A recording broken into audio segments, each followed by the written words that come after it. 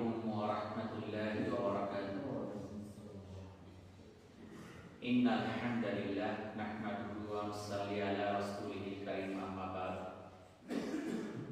আল্লাহ পাকের নিকট লাখ কোটি শুকরিয়া যে মহান আল্লাহ তাআলা আমাদেরকে পবিত্র শুক্রবার জুমার নামাজ আদায় করার জন্য মসজিদে আসার মতো তৌফিক দান করেছেন। এই জন্য মহান আল্লাহর নিকট শুকরিয়া আদায় করি আলহামদুলিল্লাহ। আজকে জমাদিউস সানি মাসের শেষ শুক্রবার 28 তারিখ। আগামীকাল দিন পার হলে সম্ভবত রজবের চাঁদ উঠতে পারে। তো সেই হিসেবে যদি আগামীকালকে চাঁদ উঠে যায় তাহলে আগামীকাল শনিবার রাত্র থেকে রজব মাস। এই পবিত্র রজব মাস হচ্ছে আরবি চন্দ্রবর্ষের 7ম মাস। এই মাসটার পুরো নাম হলো আল রজব আল মুরাজ্জাব বা রজবুল মুরাজ্জাব। রজব অর্থ হচ্ছে সম্ভ্রান্ত, প্রাচুর্যময়, মহান। মুরাজ্জাব শব্দের অর্থ হচ্ছে সম্মানিত। রজবে মুরাজ্জাব অর্থ হলো প্রাচুর্যময়, সম্মানিত মাস। হারাম তথা নিষিদ্ধ, সম্মানিত, যুদ্ধ বিগ্রহ নিষিদ্ধ মাসগুলোর মধ্যে রজব একটি। 4টি মাসকে হারাম মাস হিসেবে ধরা হয়। এগুলোর মধ্যে জিলকদ, জিলহজ, মুহররম এবং রজব। এই 4টা মাসের বিশেষ সম্মান রয়েছে। এই 4টা মাসের সম্মান এতই বেশি, আইয়ামে জাহিলিয়াতের যুগেও এই মাসগুলোতে মানুষ যুদ্ধ বিগ্রহে লিপ্ত হইত না। রাসূলুল্লাহ সাল্লাল্লাহু আলাইহি সাল্লাম বলেন, আল্লাহ তাআলা আসমান জমিন সৃষ্টি করার দিন থেকেই বৎসর হয় 12 মাস। এর মধ্যে 4টি মাস সম্মানিত, 3টি একাধারে, জিলকদ, জিলহজ, মুহররম, আর চতুর্থ হচ্ছে রজব, যেটা জমাতুল উখরা এবং শাবানের মধ্যবর্তী। এটা সহিহ মুসলিমের হাদিস। পবিত্র কোরআনে আল্লাহ তাআলা বলেন, নিশ্চয়ই আকাশমণ্ডলী ও পৃথিবী সৃষ্টির দিন থেকে আল্লাহর কাছে গণনার মাস 12টি। তার মধ্যে 4টি সম্মানিত বা নিষিদ্ধ হওয়ায় এটাই সুপ্রতিষ্ঠিত বিধান। সূরা তাওবা আয়াত 36। আল্লাহ তাআলা যখন এই আকাশমণ্ডলী এবং পৃথিবী সৃষ্টি করেছেন তখন থেকে গণনার মাস 12টা। রাসূলুল্লাহ সাল্লাল্লাহু আলাইহি সাল্লাম রজব ও শাবান মাস বেশি বেশি দোয়া করতেন। সেই দোয়াটা কি? আল্লাহুম্মা বারিক লানা ফি রজব ওয়া শাবান ওয়া বাল্লিগনা রমাদান। এই দোয়াটা বেশি বেশি পাঠ করতে কোন মাসে? রজব এবং শাবান। তো আগামী কালকে যদি রজব মাস শুরু হয়ে যায় সন্ধ্যার পর থেকে, আমরা এই দোয়াটা বেশি বেশি পাঠ করব একদম টানা 2 মাস। আল্লাহুম্মা বারিক লানা ফি রজব ওয়া শাবান ওয়া বাল্লিগনা রমাদান। অর্থ, হে আল্লাহ, রজব মাস ও শাবান মাস আমাদের জন্য বরকতময় করুন, রমজান মাস আমাদের জন্য নসিব করুন। এটা সহিহ বুখারী ও মুসলিমে এই 2টা কিতাবে এই হাদিসটা আছে। নির্বাচনে একটা তারিখ করেছে, আল্লাহ তাআলা যেন দেশকে স্থিতিশীল রাখে, মানুষের জীবনগুলোকে আল্লাহ তাআলা হেফাজত করে, যেন কোনো কারণে একটা নিরাপরাধ মানুষ ক্ষতির সম্মুখীন না হয়। তো রজব মাস শুরু হয়েছে, আগামীকালকে শুরু হবে ইনশাআল্লাহ। তো রজব মাসটা শুরু হলেই বেশি বেশি দোয়াটা পাঠ করবো, আল্লাহুম্মা বারিক লানা ফি রজব ওয়া শাবান ওয়া বাল্লিগনা রমাদান। উম্মে সালমা রাদিয়াল্লাহু তাআলা আনহা বলেন, নবী করিম সাল্লাল্লাহু আলাইহি সাল্লাম রমজান মাস ছাড়া সবচেয়ে বেশি রোজা পালন করতেন শাবান মাসে, অতঃপর রজব মাসে। আম্মা জান আয়েশা সিদ্দিকা রাদিয়াল্লাহু তাআলা আনহা বলেন, যখন রজব মাস আসতো তা আমরা রাসূল সাল্লাল্লাহু আলাইহি সাল্লামের আমলের আধিক্য দেখেই বুঝে ফেলতাম।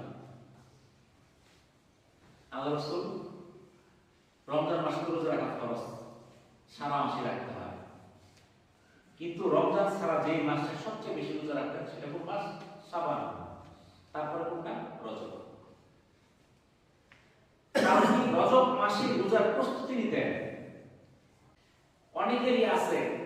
করে 30 সাল যখন শুরু হয় শরীর দুর্বল হয়ে পড়ে, কাজকর্ম করতে পারে। এই জন্য একটা প্রস্তুতির মাস রজব। এই রজব মাসে যদি 2-4টা রোজা রাখলেন, কিছু রোজা রাখলেন, শাবান মাসে কয়েকটা রাখলেন, তাহলে রমজান রোজা শরীরে লাগবে না। দেখেন রমজান মাসে যখন রোজা 10টা 15টা চলে যায়, পরের রোজা টেরি পাওয়া যায় রোজা রাখছে। প্রথম রোজা কিন্তু পাই যখন দুপুর বয়স যায় তখন তোলা লেগে যায়, তাই না? তাহলে এটা প্রস্তুতি। রমজান মাসটা আমাদের চূড়ান্ত মাস। এর আগে আমাদের এই প্রস্তুতি নিতে হবে। এসএসসি পরীক্ষা অনেকেই আছে, পরীক্ষার সময় কি পড়া, তখন যদি কয়েক মোবাইল দেখবে না দেখবো না পড়বো লাগবে। তো পরীক্ষার আগের মাসটা কিন্তু বেশি পড়ে, তার আগের মাসে পড়ে, তার শুরু করে কিন্তু 2-3 মাস আগে থেকে পড়া। নাকি এরকম করে যেদিন পরীক্ষা দিন পড়বো এটা বলে? তো ফাইনাল পরীক্ষা 2-4 মাস আগে থেকে তো শুরু হয়ে যায় প্রস্তুতি। তো আমাদের তো একটা আমলের মাস আছে রমজান, সেটার প্রস্তুতি তো 2 মাস আগে শুরু করতে হবে। আর এই মাসটা আমরা তো খুঁজে পাই না, চাঁদের মাসের আমার হিসাবই নেই আমাদের। আমাদের আয়েশা রাদিয়াল্লাহু তাআলা বলতেছেন যে রজব মাস কোন সময় শুরু হলো, রাসূল সাল্লাল্লাহু আলাইহি ওয়াসাল্লামের আমল দেখে বুঝতে পারতাম রজব মাসে চাঁদ উঠে গেছে। তাহলে অন্য মাসে তো আল্লাহ তো সবসময় আমল করতেন, সবসময় আমল মজবুত থাকতেন। এরপর রজব মাস আসলে উনি বুঝে ফেলতেন রজবের আমল শুরু হয়ে গেছে। তাহলে রজবে কিন্তু সবচেয়ে বেশি আমল করতেন না, এর চেয়ে বেশি করছেন শাবানে, তার চেয়ে বেশি করছেন রমজান। কিন্তু আমরা দেখা যায় এই রজব মাস আসলে কোনো আমল আমরা শুরু করি না, শাবান মাস আসলে আর কোনো আমল শুরু করি না। রমজান শুরু হয় তখন আমল শুরু করি। প্রথম 2-4 দিন মসজিদ বইরা বারান্দা শেষ, বারান্দা ওয়াটা না। 1 সপ্তাহ পরে মসজিদ খালি 2 কাতা। কি সত্য না মিথ্যা?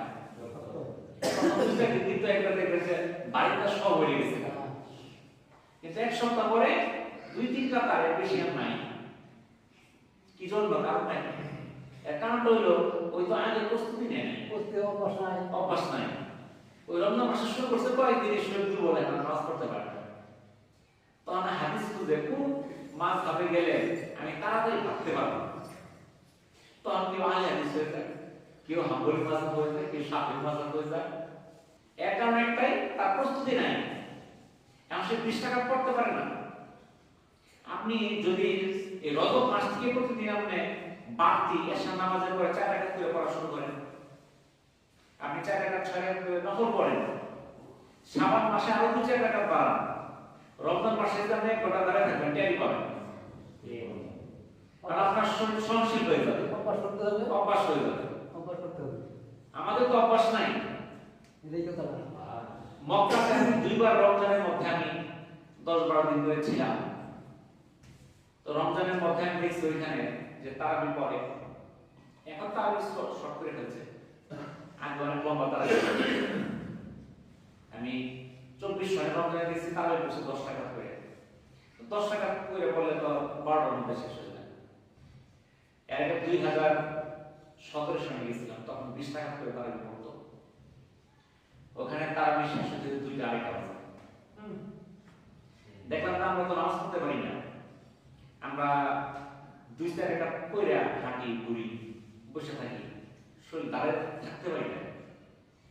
কিন্তু আরব দেশের যে মহিলারা, বিভিন্ন দেশের মহিলারা আসে, এরা 20 টাকা তারা করে ফেলে, রাস্তায় পড়তেছে। কারণটা কি?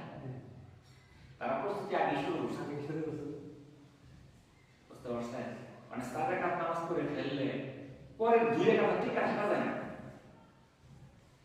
আমি 20 টাকা পড়ছি কিনা সন্দেহ, আবার মাঝে মাঝে 36 টাকা পড়ে। তো যেদিন 36 টাকা পড়ে ওদিন 20-22 টাকা পড়তে পারছি, ওদিন তো সংক্ষিপ্ত করে দাও। কিন্তু যেদিন 20 টাকা পড়ে ওদিন তো 20 টাকা তো অসম্ভব, একদিনও হয়েছে। 4 টাকা পড়ছি, 2 টাকা জিরাইছি পড়ছি, আবার ঘুমাবার পুলিশ আছে, ঘুমানিস না, পুলিশ বলতেছে পাড়া দিতেছে। তো 2 টাকা পড়লাম, হাঁটলাম, হাঁটলে আবার না করেন, বুঝতে হবে কাজে হাঁটতেছে, হয় বাথরুমে যাবো, অন্য জায়গা কাজ খুঁজতেছে, হাঁটলে কিছু হয়। 2 টাকাতে হাঁটতাম, কোন জায়গাতে পুলিশ দৌড় আছে তো বইলা পাসনি পুলিশের পরে পুলিশের নাম পুলিশ করার দায়িত্ব ভাগ করা আছে আবার এক দল যাব নামাজ পড়বা আরেক দল আয়াত পড়বো আরেক শিডিউল করা প্রত্যেকটা নামাজের সময় ওদের দল বদল ধর এক দল যোহর কইরা ঢুকতাছে আরেক দল বাইরে যায় যোহর পড়তাছে আবার আসরের সময় দল বদল মাগরিবের সময় দল বদল আলাদাভাবে নামাজগুলো আদায় করে আবার দায়িত্ব ঠিকই পালন করে তাহলে ওরা যে এত নামাজ লম্বা নামাজ পড়তে পারে কি জন্য অভ্যাস করছে অভ্যাস আপনি অভ্যাস করেন আপনার কাছে কোনো ব্যাপারই না অভ্যাস করলে ব্যাপারই কিন্তু আমরা এই নামাজ না পড়ার কারণে একটু লম্বা নামাজ হলে আমরা এলাকার যে লম্বা নামাজ হলে ইমাম কি রে পড়ে না আবার বড় বড় সময় কিন্তু লম্বা লম্বা নামাজ পড়ে এই 4 রাকাত নামাজ পড়তে 10 মিনিট লেগে যায় আমরা এলাকা 10 মিনিটের বেশি এর বেশি ইমাম সাহেব চলতো না এত লম্বা নামাজ পড়ে কি করে বাদিউল্লাহ এত লম্বা টাইম নেই কিন্তু মক্কাতে তো ওখানে দেখা যায় নামাজ পড়তে 25-30 মিনিট লাগে 4 রাকাত পড়তে ফজর 2 রাকাত পড়তে আধা ঘন্টা লেগে যায় লম্বা নামাজ পড়ে জোহর আসর মাগরিব একটু খাটো হয় কিন্তু রোজার মাসে এত লম্বা লম্বা তারা নামাজ পড়ে তারা আয়সা পড়ে আসরের পড়ে আসরের সময় যে তারা কাবা ঘরে চাকরি আসতে থাকে আয়সা ইফতার করে মানুষ ইফতার করায় সবাই নিয়ে আসে খেজুর পানি জুস কত রকম খাবার কত দামি দামি খাবার নিয়ে আসে তারা চারদিক দিয়া মক্কাতে লক্ষ লক্ষ লোক নামাজ পড়ে একটা লোকের ইফতার কম করে না।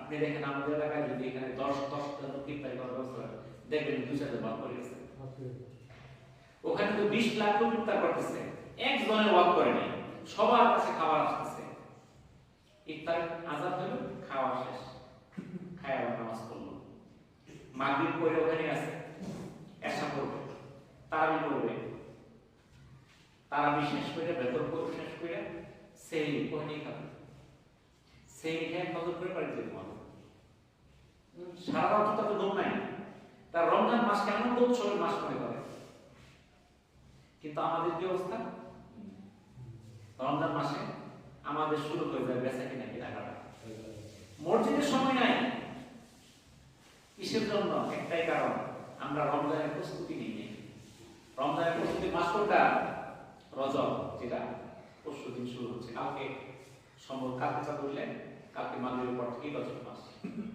প্রস্তুতি শুরু করি আমরা যারা আমার সপ্তাহে একদিনের মুসলি আছি আমরা 5 ওয়াক্ত শুরু করি কালকে থেকে আজকে থেকে যারা 5 ওয়াক্ত নামাজ পড়ি তারা 2 রাকাত করে নফল শুরু করি 4 রাকাত করে নফল শুরু করি পরের মাসে আরেকটু বাড়ো তারপর রমজান মাসে আমল কামা কি হবে শক্তিশালী হবে মজবুত হবে রাসূলুল্লাহ সাল্লাল্লাহু আলাইহি সাল্লাম বলেছেন রজব হলো আল্লাহর মাস শাবান হলো আমার মাস রমজান হলো আমার উম্মতের মাস এটা তিরমিজি একটা হাদিস তাহলে রমজানটা কার মাস উম্মতের মাস আমাদের জন্য আসসালামু আলাইকুম ওই মাসটার মধ্যে ওয়ালাইকুম আসসালাম ওই মাসের মধ্যে উম্মতে মুহাম্মদের জন্য আল্লাহ তাআলা এত বেশি পুরস্কারের ঘোষণা দিয়েছেন সেই মাসটাকে আল্লাহ রাসূল বলেছেন এটা হলো উম্মতের মাস তাহলে সেই মাস আমাদের পুরস্কার পাইতেছে ঘরে বসে কাজ পাওয়া যাবে না বিভিন্ন খেলোয়াড়রা খেলা পুরস্কার পায় ওরা খেলতে যায় খেলা অংশগ্রহণ করে এই জন্য পুরস্কার পায় আমি যদি বলেন ঘরের মধ্যে বসে পুরস্কার দিব খেলা অভ্যাস করছে খেলা অভ্যাস করছে খেলা গেছে খেলা অংশগ্রহণ করছে এখন সব লোক কিছু সান্ত্বনা পুরস্কার দিচ্ছে সময় দিছে এটা 1600 মহল্লা মাস পাস পিটি হয়েছে ফার্স্ট সেকেন্ড থার্ড পুরস্কার দিচ্ছে আবার যারা লাড্ডু হয়েছে অগরটা সান্ত্বনা পুরস্কার দিচ্ছে তাহলে গেলে কিন্তু পুরস্কার পাইছে কিন্তু যে যারা যে সব কিছু করছে না আমরা যেতাম আর এই পুরস্কার দিচ্ছে না এরকম ভাবে এই যে রমজান মাস এইটার মধ্যে উম্মতের জন্য আল্লাহ তাআলা গনিমত হিসেবে দিয়েছে নেকি আর নেকি ফায়দা লাভ আল্লাহ রাসূল বলেন যে ব্যক্তি রজব মাসে ইবাদতের দ্বারা খেত চাষ দিল না এবং শাবান মাসে ইবাদতের মাধ্যমে খেত আগাছা মুক্ত করলো না সে রমজান মাসে ইবাদতের ফসল ঘরে তুলতে পারবে না তা বাইহাকি হাদিস দেখেন এই যে আপনারা জ্বালা ফলাইতেছেন মানে কি এটা ফলাইছেন জ্বালা হয় এখন জ্বালা ফলাইছেন জ্বালা ফলায় পরে আবার কি করতে হবে, আপনার ঠ্যাক বানাই দেবো।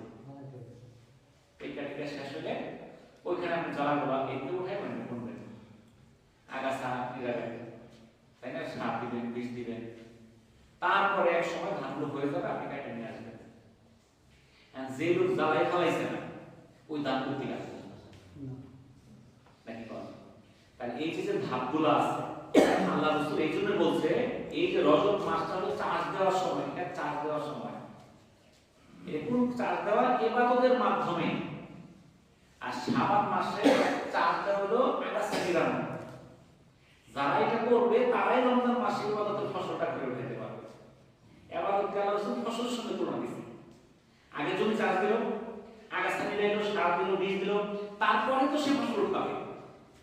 সে খেত চাষ দিতে না, আমি যে মাঠে দিয়ে নিজে যা পাইতে পারবে ওটা দাম হবো হবো না। এই যে আমাদের মসজিদের সামনে যে জায়গাটা আছে, হবো কি না, এর দাম তো হবো না। এটা চাষ করতে হবে, নিরাই, তারপর সার বীজ দিতে হবে, তারপর সে আমি ধান সেখানে আশা করতে পারে। এরকম ভাবে যারা রমজানের মধ্যে লাভ করতে চান, আখিরাতের লাভ ফায়দা করতে চান, নেকি গ্রহণ আপনি ক্রয় করতে চান, তাহলে আপনার আমল শুরু করতে হবে রজব থেকে। সময় তো না, খুব কষ্ট করুন, কষ্ট করতে হবে। তাহলে কি আমরা তো শুনলাম, এটা শোনার জন্য এখন বর্তমানে আমাদের কষ্ট কি করে তো দরকার না। যাও কোন সময় তখন কি মহান আজাদ শুরু হবো, জানি না সব নামাজ দাঁড়াতে তখন ঢুকবো, এটা যাও না, কারণ কি শুনে না কি করে করবো লাগবে দিন এটা আছে তো নাকি আজটা শুরু হওয়ার কি কাজটা আছে বন্ধ দেখি। যখন আজাদ দিচ্ছে, আজানের পরে মানুষ হবে সাড়ে খায়, আর কেউ নেই। তাহলে ইমাম সাহেব একলা এসে বললো, আর পরে লোক নাই। তাহলে এই যে তো আজকে তো আমার আগে আসার কথা ছিল, আমি তো আসছি নকলা থেকে আরো দূরে থেকে, আমি ঘরে বাড়ি থেকে এসে তাও আমার পরে এসে নকলা উপজেলা কিন্ডার গার্ডেন ইনস্টিটিউশনের পরীক্ষা হচ্ছে, বৃত্তি পরীক্ষা, 1450 ছাত্র। এই পরীক্ষা প্রদান আমার আন্ডার চলতেছে। ওখানে 30 জন টিচারে বসাই রেখে আসছে, 30 জন আরো বেশি, ওদের কাজ দিয়ে ওরা ওখানে নামাজ পড়বে, আবার কাজ করবে, সন্ধ্যা মতো কাজ চলবে। আমি ওই কাজ পালাই রেখে আমি লাস্ট টাইম আবার পাইলাম, কিন্তু আপনারা বাড়ির থেকে কোন আসতে পারবেন না। আফসোস, অলসতা কি জন্য হইতেছে? এই অলসতার কারণ হইল মানুষের প্রকাশ্য শত্রুতা শয়তান। আপনি বলছেন না কাটু বল মানুষ তো আয়ো আগে যাই না, বুঝছেন? এত থাক মানুষ জন্য লোক কিছু আগে যে বই থাকবি, নামাজ পড়বো 1:30টার সময়, এখন তো বাজে গেল 12:30, আগে যে কি করবি? শয়তান বুঝায় করে। কিন্তু আপনার শুক্রবারে আমার মনে আসার উদ্দেশ্য কি? জুমার নামাজ পড়া।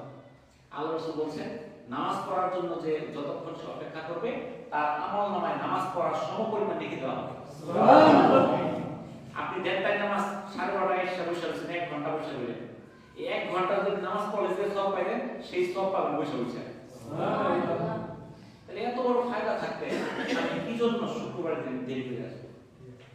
কাজও নাই, একবার কাজ নাই, কাজ থাকলে শুক্রবারের কাজ করতে না। নামাজের সময় আমার নামাজই আমার সবচেয়ে বড় কাজ, এর চেয়ে বড় কাজ হইতে পারে। তো রজব মাসে আমরা কি কাজ করতে পারি?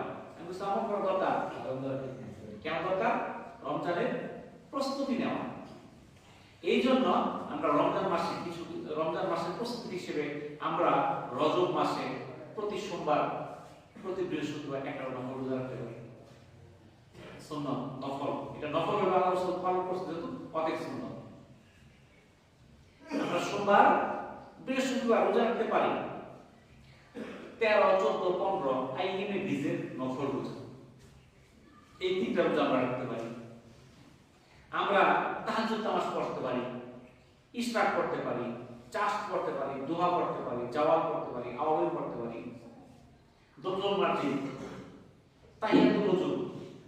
নামাজের শেষ নাই, সময় থাকে আমি পড়ি।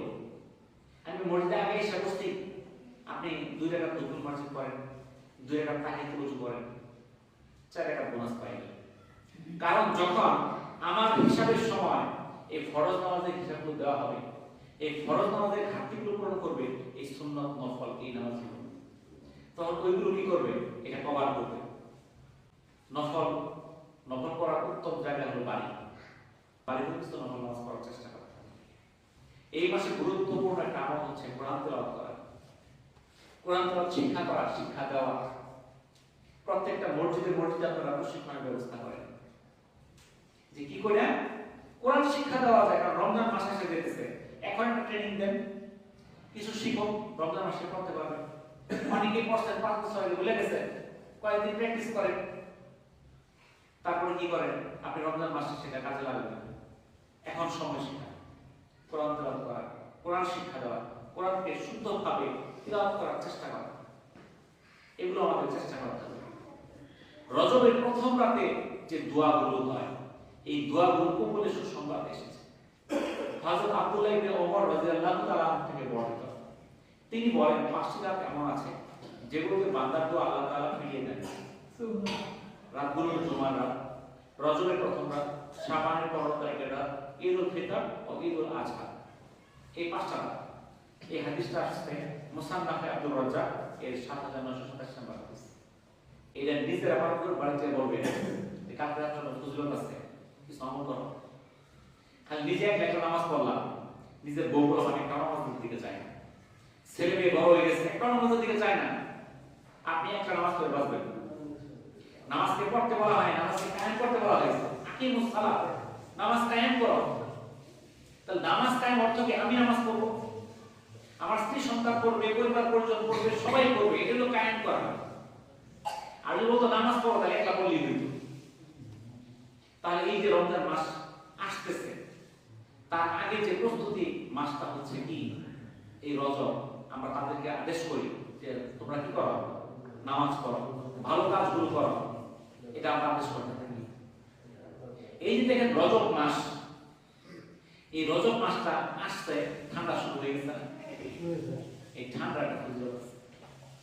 আবু সাঈদ খুদরি রাদিয়াল্লাহু তাআলা থেকে বর্ণিত, রাসূল সাল্লাল্লাহু আলাইহি সাল্লাম বলেন, শীতকাল হচ্ছে মুমিনের বসন্তকাল। এটা মুসনাদে আহমদের 11656 নম্বর হাদিস। শীতকাল কি মুমিনের বসন্তকাল। বসন্তকাল কাকে বলে জানেন? বসন্তকাল হলো এটাকে একটা ভালো মাস ধরা হয়। কি জন্য ভালো ধরা হয়? গরম নাই, শীত নাই, খুব আরামদায়ক। দেখবেন জ্যৈষ্ঠ মাসে গরম ভালো লাগে না, এত গরম নাই। আবার পৌষ মাসে শীত, এটাও ভালো লাগে না। কিন্তু বসন্তকাল তখন গরম নাই, শীতও নাই, গাছ গাছালি সব ফুলে ফুলে পরিপূর্ণ। দেখবেন বসন্তকালে সব গাছে ফুল এসে গেছে, একটা সুগন্ধ বাতাসের মধ্যে থাকে গাছের ফুলগুলো, পরিবেশ কত নির্মল থাকে। তখন ঘুরতেও ভালো লাগে, মানুষ বেড়াতে যায়, বিভিন্ন জায়গায় আত্মীয় বাড়ি যায়। তাহলে এই যে বসন্তকালটা বরকতময়, এরকম এই শীতকালটা মুমিনদের জন্য বরকতময়। কেন বরকতময়? অন্য বর্ণনা এসেছে শীতের রাত দীর্ঘ হওয়ায় মুমিন রাত্রিকালীন নফল নামাজ আদায় করতে পারে এবং দিন ছোট হওয়ায় সহজে রোজা রাখতে পারে। এটা শুআবুল ঈমান লিল বাইহাকী 3940। তাহলে শীতের দিনে মুমিনদের জন্য কি ফায়দা? রাত্রিবেলা তাহাজ্জুদ আদায় করলেও ঘুমের ঘাটতি হয় না। এখন রাত্রি তো লম্বা, এশার নামাজ এই মসজিদে হয় 7টা 10-এ, আপনি খায় দায় 8টার মধ্যে ঘুমান। ফজর নামাজ 6টার সময় করে মসজিদে 6টায়, তাহলে কয় ঘন্টা হইল? 10 ঘন্টা রাত্র। আপনি 10 ঘন্টার মধ্যে রাত্রে 2 ঘন্টা ইবাদত করেন, তা 8 ঘন্টা, 8 ঘন্টা ঘুমাই লাগে না? একটা মানুষের ঘুম 6-7 ঘন্টা হলে যথেষ্ট, 8 ঘন্টা লাগে না? তাহলে আপনি 2 ঘন্টা ইবাদত করলেও 8 ঘন্টা ঘুমানো যায়। কিন্তু আমাদের ইবাদত তো 4 দোকানে, 4 ঘন্টা আমরা ঠিক দেখতো, রাত 12টা বেজে যায়, যার জন্য বাড়ি যায় ইবাদত করা সম্ভব হয় না। বুঝতে পারছেন? এই 4 দোকানে ইবাদতটা বাদ দিত, এই ইবাদত বাদ দিতে পারেন, তাইলে আপনি আল্লাহর ইবাদত কিছু করতে পারবেন। আপনি এই শীতকাল আসতে আমাদের রাত লম্বা, আমার জন্য সহজ নফল ইবাদত করা, তাহাজ্জুদ করা, তাহাজ্জুদ করার চেষ্টা করেন। তাহাজ্জুদ পড়ার ফজিলত কি এটা বলে শেষ করা যাবে। আপনার দিন খাটো, রোজা রাখেন, এখন যে দিন রোজা রাখেন টাইম পাবেন না, রোজা রাখেন আপনি দেখবেন কোন সহজে সহজ হয়ে গেছে বুঝি নেই, এত সহজ। এই জন্য বলা হয়েছে এই শীতকালটা হচ্ছে মুমিনদের জন্য বসন্তকাল। হযরত ওমর রাদিয়াল্লাহু তাআলা আনহু বলেন শীতকাল ইবাদতকারীদের জন্য চমৎকার মৌসুম। হযরত আব্দুল্লাহ ইবনে মাসউদ রাদিয়াল্লাহু তাআলা আনহু বলেন শীতকালকে স্বাগত। এই সময় আল্লাহর পক্ষ থেকে বরকত নাজিল হয়, রাত হয় লম্বা তাই তাহাজ্জুদ পড়া সহজ হয়, দিন হয় ছোট তাই রোজা রাখা সহজ হয়। আবু হুরায়রা রাদিয়াল্লাহু তাআলা আনহু বলতেন হে লোকেরা, আমি কি তোমাদেরকে শীতকালীন গনিমতের সন্ধান দেব না? তারা বলতো অবশ্যই। অতঃপর আবু হুরায়রা রাদিয়াল্লাহু তাআলা আনহু বলতেন শীতের মৌসুমের রোজা। তাহলে আবু হুরায়রা রাদিয়াল্লাহু তাআলা আনহু যিনি সবচেয়ে বেশি হাদিস বর্ণনা করছেন, তিনি বলতেছেন শীতকালীন একটা গনিমত, যুদ্ধ সম্পদ পাওয়া যায় ফ্রি, টাকা লাগে না। ফ্রি জিনিসের মধ্যে আল্লাহ তাআলা আমাদের জন্য হালাল করে দিয়েছে। আপনি রাস্তার মধ্যে টাকা পয়সা পাইলেন, এটা আপনার জন্য হালাল না, কিন্তু গনিমতের মাল পাইলেন, এটা আপনার জন্য হালাল। এরকম গনিমতের মালের বদল এই শীতকালীন রোজাটা আমাদের জন্য ফায়দাযুক্ত। এর মধ্যে অনেক কি আছে, পুরস্কার আছে। তাহলে আমরা শীতকালে রোজা রাখার চেষ্টা করি, প্রতি সোমবার, বৃহস্পতিবার, প্রতি মাসে 13, 14, 15 কিছু কিছু রোজা রাখার চেষ্টা করি। রাসূল সাল্লাল্লাহু আলাইহি সাল্লাম বলেছেন আল্লাহ ওই ব্যক্তির উপর রহমত নাজিল করেন যিনি রাত্রে নিদ্রা থেকে জেগে তাহাজ্জুদ আদায় করে এবং তার স্ত্রীকেও নিদ্রা থেকে জাগিয়ে দেয়। তাহলে কার উপর আল্লাহ তাআলা রহমত নাজিল করেন? নিজেও তাহাজ্জুদ আদায় করে, তার স্ত্রীকেও কি করে ডাকে দেয়, তার সন্তান পরিবার পর্যন্ত তাদেরও ডাকে, উঠো নামাজ আদায় করো। তাদের উপর আল্লাহ তাআলা রহমত নাজিল করে। অতঃপর উভয় কি করে, তাহাজ্জুদ আদায় করে। এমনকি যদি তিনি ঘুম থেকে জাগ্রত হতে না চান তাহলে তার মুখে পানি ছিটিয়ে দেন। এটা সুনানে আবু দাউদ এবং নাসাইয়ের হাদিস। রাসূলুল্লাহ সাল্লাল্লাহু আলাইহি সাল্লাম বলেন তিনটি আমল পাপ মোচন করে। প্রথমত সংকটকালীন দান, দ্বিতীয়ত গ্রীষ্মের রোজা, 3 নাম্বার শীতের রোজা। কয়টা জিনিস পাপ মোচন করে? 3টা। একটা হলো অভাবকালীন দান, সংকটকালীন দান, খুব বিপদে পড়ছে, হাতে টাকা পয়সা নাই, খুব বিপদ, এখন মসজিদে কাজ করতেছে, এটা আছে, আমি সব বিপদ রেখে আপনি টাকা দিলেন। একটা দরিদ্র একটা ফকির টাকা চাইছে, আপনি 10টা টাকা দিলেন, আপনার হাতে টাকা নাই, ছিল 10 টাকা দিয়ে ফেললেন। এই যে অভাবের মধ্যে যে দান করলেন, বিপদের মধ্যে কষ্টের মধ্যে যে দানটা করলেন, এটা দ্বারা আল্লাহ তাআলা আপনার পাপগুলো মাফ করে দিবেন। সুবহানাল্লাহ। 2 নাম্বার গ্রীষ্মের রোজা, যখন লম্বা দিন থাকে, রোজা রাখা খুব কঠিন, এই সময় রোজা রাখাগুলোর কারণে আল্লাহ তাআলা তার গুনাহগুলো মাফ করে দেন। সুবহানাল্লাহ। 3 নাম্বার শীতের রোজা, ওজুয়ার কি কম কম দিই, শুক্রবার গোসলই করে গেছে শীত থেকে, গোসল করুন লাগবে, করছে না মুসল্লি, এই দেন আমরা বসতে না, গোসলের ঘরে তারা জুমা ছেড়ে দিতেছে। আসলে জুমার দিন গোসল করা সুন্নাত কিংবা ওয়াজিব, কোন কোন মতে সুন্নাত, কোন কোন মতে ওয়াজিব। তবে যদি কেউ গোসল না করে তার নামাজ হবে, এমন না যে গোসল না করলে নামাজ হইতো না, হবে। যদি আপনি নাপাক না থাকেন, নাপাক না থাকলে, অনেকে বয়স্ক লোক আছে, মাজদুর লোক আছে, আপনার শরীর পাক আছে, গোসল না করলে ওযু হবে, নামাজ হবে, সমস্যা নাই, এতে কোনো বাধা নাই। কারণ আমরা কই যে আমরা বিভিন্ন পচা জঙ্গল জন্য পারাইছি, গোসল না করে মসজিদে কেমনে যাই? আপনি পচা পারলে আপনার উপর গোসল খরচ হয় না। গোসল খরচ হওয়ার যে বিধান আছে, ওই কাজ ধরে পরে গোসল খরচ হয়। আপনি জঙ্গল পারাইছেন, গুয়ের উপরে পার মাসে কম ধরে ফেলবেন, আপনি ঘুমার মধ্যে তো আপনার গোসল খরচ হয় নাই। আর যার উপরে গোসল খরচ হয়েছে, ওই নাপাকি রাস্তা দিয়ে ঘুরে, কি মুসলমান বলা চলে? একটা মুসলমান তো নাপাকে নিয়ে চলতে পারে না, কখনোই না। সে নাপাক হয়ে গেলে কত দ্রুত সে গোসল করবে, তার জন্য কাজ হলো যত তাড়াতাড়ি গোসল করা যায়। কারণ সে নাপাক অবস্থায় যদি মারা যায় তাহলে তার কি হবে আমরা কে জানি? তাহলে কেন আমি নাপাক থাকবো? যে ব্যক্তি বলে আমার গোসল করতে হবো, নামাজ দিতে পারতেছি না, ওই তো নাপাক, ওই তো একটা বরকতহীন লোক। তাহলে আমাদের নাপাক থাকতে হবে 24 ঘন্টা। নাপাক হলে আমরা দ্রুত আমরা পাক হওয়ার জন্য গোসল করব। আর শুক্রবারের যে নামাজ, এই নামাজের জন্য যাবে শারীরিক অবস্থা ভালো, গোসল করে আসবো। কারণ শারীরিক অসুস্থ থাকলে সে পাক থাকলে গোসল করে আসবে, এতে নামাজে তার কোনো সমস্যা হবে না। আর যদি মনে করি যে না গোসল আমি 3-4 দিন পরে করি, শুক্রবারে করেন, 7 দিন পরে করেন, অসুবিধা নেই। শুক্রবারটা করা এটা উত্তম। অনেকে আছে আজকে তো নামাজ গোসল করতে আছে, নামাজ পড়তাম না। আমরা গোসল তো ফরজ আমার জন্য প্রত্যেকবার, তাই না? তাহলে আমাকে 5 ওয়াক্ত নামাজ থাকতে হবে। আমি বলা হলো যে শীতের ওযু পাপকে মাফ করে দেয়, এখন আমরা গোসল করে ওযু করতে হবে, তাহলে আমাদের এই ভয়টা বাদ দিতে হবে, আমাদের ওযু করতে হবে। ওযু করা তো সহজ, এখন যে খাটো দিন আসরে ওযু করলে মাগরিবের সব হয়ে যাবে, সব হয়ে যাবে। তবে আমরা যদি বারে বারে ওযু করি লাভ আছে, কি লাভ আছে? শীতের ওযুর দ্বারা আল্লাহ তাআলা তার গুনাহগুলো মাফ করে দেয়। আর যাদের শারীরিক অবস্থা দুর্বল আছে, অনেকে আছে শীতকালে শরীর দুর্বল হয়ে যায়, ঠান্ডা লেগে যায়, তারা একটু হিসাব করে ওযু করবেন। আসার সময় করে খেয়াল রাখবেন বাথরুম গেলেন কিনা, বাথরুম শেষ করে ওযু করলেন। যদি আপনি ওযু রাখতে পারেন, এক ওযু দিয়ে 3 ওয়াক্ত হয়ে যাবে। আসর মাগরিব এশা 1 ঘন্টা ডিফারেন্স, তাহলে কিন্তু বারবার ওযুর কষ্টটা হইতেছে না। তো একবার দুইবার করলেন, কিন্তু এই ওযুর দ্বারা আল্লাহ তাআলা বান্দার গুনাহগুলো মাফ করে দেয়। যে কোন ওযু? শীতকালীন ওযু। তাহলে শীতকালীন ওযু কারা করে? যারা 5 ওয়াক্ত নামাজে আসে, যারা 5 ওয়াক্ত নামাজে আসে তারাই কিন্তু শীতকালীন ওযু করে। আর যারা শুক্রবারের মুসল্লি, আদিদের মুসল্লি, ওরা তো শীতের ওযু নাই, দুপুরবেলা তো গরমই, দুপুরে শীত করে পানি গরম, শীতটা তো ফজরের সময়, এশার সময় পানি ঠান্ডা হয়ে যায় বরফের মতো, ঠিক না? কিন্তু ইমানদারদের কাছে এই ঠান্ডা কিছু না। ইমানদাররা এই ওযু ঠান্ডার জন্য ওযু বন্ধ করবে না। আমরা তো আরাম আছে, আল্লাহ তো আমাদের দুনিয়ার মধ্যে হালকা বেহাস্ত বলা চলে বাংলাদেশে। হালকা বেহাস্ত কি জন্য বলা চলে?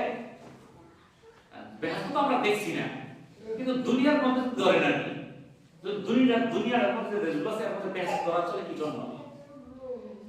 পৃথিবীর এমন অনেক দেশ আছে বরফ দিয়ে ওযু করতে হয়,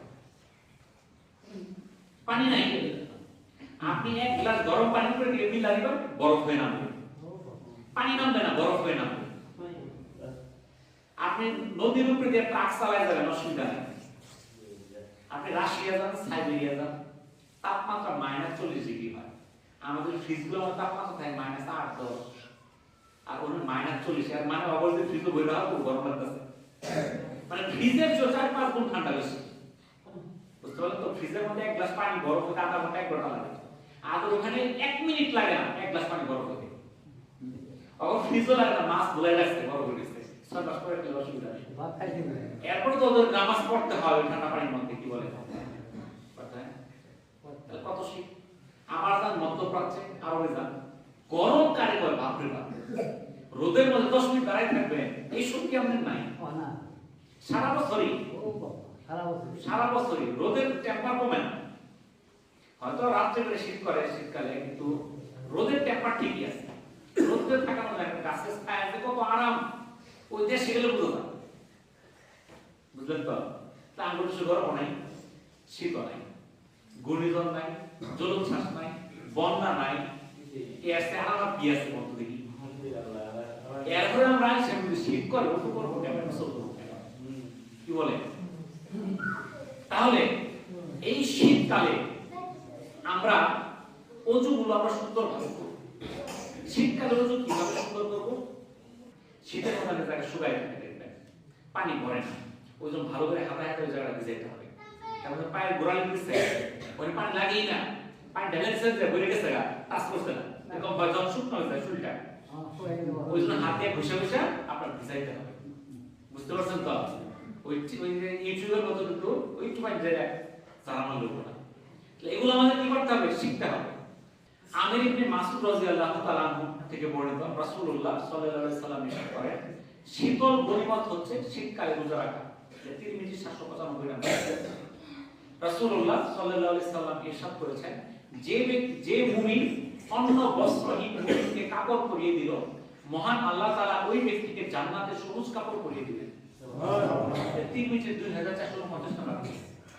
তাহলে শীতকালে শুধু নামাজ আর রোজা রাখাই সহজ না, আরো কিছু সহজ আছে। শীতকালটা মুমিনদের জন্য গনিমত কি জন্য, বসন্তকাল কি জন্য? এখানে অনেক লাভ। নামাজ পড়া সহজ, লাভ আছে। রোজা রাখা সহজ, লাভ আছে। ওযু করলে সওয়াব আছে, গুনাহ মাফ হয়ে যায়। কত লাভই এখানে, টাকা তো লাগে না। ওযু করলে কি টাকা লাগে? এখানে আরো সহজ শীতের মধ্যে। আপনি যদি বস্ত্রহীন, যার কাপড় নাই, শীতের কাপড় নাই, আপনি যদি তাকে কাপড় দেন, তাহলে আল্লাহ সেই ভয়াবহ দিনে আপনাকে জান্নাতে সবুজ কাপড় পরিয়ে দিবে। তাহলে আমাদের যে বাসি কাপড়গুলো আছে, পুরাতন কাপড়গুলো আছে, প্রত্যেক বছর নতুন নতুন কিনি। যেই কাপড়গুলো আমরা ব্যবহার করি না, দরিদ্র মানুষকে নেওয়ার থাকে, আপনি তাকে দিয়ে দিলেন। আপনি ঘরে ভাড়া রেখে কিনতে দেওয়ার দরকার কি? কিন্তু শীতে কিন্তু এত কাপড় লাগে না। দেখতে 2 সেট কাপড় হলো শীত পার করে দেওয়া যায়। আপনি একটা পরছেন 5 দিন 7 দিন ধুইছেন, আবার শুকাইতে 2 দিন লাগে, তাহলে একটা 5-7 দিন পরলেন। তাহলে আমাদের এত বাড়তি কাপড়ের কি প্রয়োজন আছে? এক একজনে এত বেশি কাপড় আলমারি লাগে 2টা 3টা 4টা, তাই না? মহান আল্লাহ তাআলা ঈমানদারদের গুণাবলী সম্পর্কে বলেন, তাদের পার্শ্ব সজ্জা থেকে আলাদা থাকে, তারা তাদের রবকে ডাকে ভয়ে ও আশায়, এবং আমি তাদের যে রিজিক দিয়েছি তা থেকে তারা ব্যয় করে। সূরা সাজদা আয়াত নাম্বার 16। তাহলে এই আয়াতে আল্লাহ তাআলা বলেন দিলেন কারা? তাদের পার্শ্ব সজ্জা থেকে আলাদা হয়, তারা যে ঘুমায় বিছানা থেকে আলাদা হয়, তারা রবকে ডাকে কিসের জন্য? ভয়ে এবং আশায়। যদি আমি আমল করি এর প্রতিদান দিবে আল্লাহ তাআলা, এর পুরস্কার দিবে আল্লাহ। তাহলে ভয় করতে হবে, আবার পুরস্কারের আশাও থাকতে হবে। আমাদের মধ্যে আছে কিছু বেশি ইবাদত দেখা, কই না আমার পুরস্কার দরকার নাই, আমি পুরস্কার লোভে ইবাদত করি না, আমি আল্লাহর মহব্বতে করি, পুরস্কার লোভে করি না। আল্লাহ তাআলা কোরআনে বলে দিয়েছে তুমি ইবাদত করো ভয়ে এবং আশায়। কিন্তু আল্লাহর মহব্বত করি, আল্লাহর হুকুমগুলো আমাকে মানতে হবে, আল্লাহ যা আমাকে বলছে সেই অনুযায়ী আল্লাহর ভয় রাখতে হবে এবং আল্লাহর কাছ থেকে পুরস্কার আশা করতে হবে, পুরস্কার চাইতে হবে। হে আল্লাহ, আমার জন্য জান্নাতুল ফিরদাউস নসিব করো। আল্লাহর কাছে চাইতে হবে। আল্লাহুম্মা আজিরনি মিনান নার, আমরা জাহান্নাম থেকে বাঁচার জন্য বলতে না, আল্লাহুম্মা আজিরনি মিনান নার, এটা জাহান্নাম থেকে বাঁচার দোয়া। আবার জান্নাত পাওয়ার দোয়া আছে। জান্নাত পাওয়ার দোয়া কি? আল্লাহুম্মা ইন্নী আসআলুকা রিজাকাল জান্নাতুল ফিরদাউস। জান্নাত বলে চলে, জান্নাতুল ফিরদাউস কিন্তু আল্লাহর রাসূল বলেছে চা পাই যখন ভালো লাগে। জান্নাত আটটার মধ্যে সেরা কোনটা? জান্নাতুল ফিরদাউস, তাই না? চাইলে ভালো লাগে, তাহলে চাইতে হবে। আমি কেউ করে না জান্নাত চাইতাম না, ঢাকা আল্লাহর নামে দুটি করব, কিন্তু আল্লাহ তোমাদের চাওয়ার জন্য বলছেন, তুমি আশা করো, আল্লাহর কাছে চাও। তাহলে আমাদের এই রমজান মাস, পাশাপাশি শীতকালীন ইবাদত, এই শীতকালীন ইবাদতের মাঝে এই রাত্রিবেলা 500 থেকে উঠা, সজ্জা থেকে উঠা, এটা কঠিন একটা হিকমতের বিষয়। বিশাল শীতের মধ্যে আপনি যে উঠবেন, এটা কঠিন না? যারা নামাজ পড়ে না ওদের জন্য বিশাল কঠিন এটা, যে পুষ মাসের শীতের মধ্যে ফজরের সময় উঠবো, তাহাজ্জুদ উঠবো, এটা কঠিন। আরে যেটা কঠিন ওদের মধ্যে আল্লাহ তাআলা পুরস্কার দিবে সব। শীতকালে যে কষ্ট হয়েছে, সে বিছানা ছাইরা ল্যাপ তো সব ফালাই রেখা সে আয়সা করলো কি যায় নামাজে, ইবাদতটা কষ্টকর, তার পুরস্কারটাও কিন্তু দামি হবে। এই জন্য আমাদের রমজান মাস আসতেছে এবং শীতকালও আসছে, এই ইবাদতগুলো আমরা গ্রহণ করি। এবং আল্লাহ তাআলা এই আয়াতের শেষ অংশ বলে দিল যে আমি যে রিজিক দিয়েছি তা থেকে ব্যয় করে। আপনি যখন মসজিদে আসবেন, সন্তান নিয়ে আসবেন, ছেলে নিয়ে আসবেন, বাচ্চা নিয়ে আসবেন, নাতি নিয়ে আসবেন, তার হাতে 5 টাকা 10 টাকা দিয়ে দিবেন, যে 5 টাকা মসজিদে বাঁচিয়ে দিবা, এই 10 টাকা দিবা। আমরা পকেটে 10 টাকা নিয়ে আসবেন, আমরা তো এমন না যে আমি 1000 টাকা গুণাবেন, তা না। আপনার পক্ষে যেটা সহজ সেটাই করেন, আপনি এটা শিখ অভ্যাস রাখেন। এই জন্য আমরা দান করি কোত্থেকে? আল্লাহ যে রিজিক দিয়েছেন সেখান থেকে। রাসূলুল্লাহ সাল্লাল্লাহু আলাইহি সাল্লাম বলেছেন, আমাদের গুনাহসমূহ মিটিয়ে দেওয়ার অন্যতম উপায় হলো কষ্টকর মুহূর্তে ভালোভাবে ওযু করা। এটা সহিহ মুসলিমের 251 নম্বর হাদিস। গুনাহ মিটানোর একটা উপায় কি? কষ্টকর মুহূর্তে ভালোভাবে ওযু করা। এই কষ্টকর মুহূর্ত বলতে এখানে কয়েকটা জিনিস আছে। একটা জিনিস হলো আপনার প্রচন্ড শীত, প্রচন্ড ঠান্ডায় আছেন, তখন ওযু করলেন। অথবা হইতে পারে আপনি খুব বিপদে আছেন, আপনি অনেক কষ্ট আছেন, আপনার বিরাট একটা দুর্ঘটনা হয়ে গেছে, আপনি হতাশাগ্রস্ত হয়ে গেছেন, আপনি ওযু করেন। আপনার যে কোনো কষ্টকর মুহূর্তে আপনি কি করলেন? ওযু করলেন। এই ওযু করার ফায়দাটা কি?